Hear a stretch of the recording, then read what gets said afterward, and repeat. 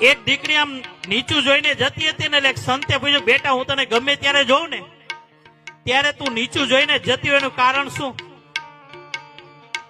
દીકરા, હું તને ગમે ત્યારે જોઉં ને ત્યારે તું નીચું જોઈને જતી હોય, એનું કારણ શું? ત્યારે વડીલો માતા દીકરીએ કેવો જવાબ આપ્યો ખબર?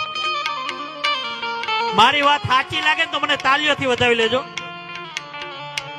ઈ દીકરીએ એમ કીધું કે મારો બાપ અને મારો ભાઈ આ સમાજની અંદર ઊંચું ઉપાડીને જોઈને હાલી શકે ને, એટલા માટે હું નીચું જોઈને જાઉં છું મારા બાપ.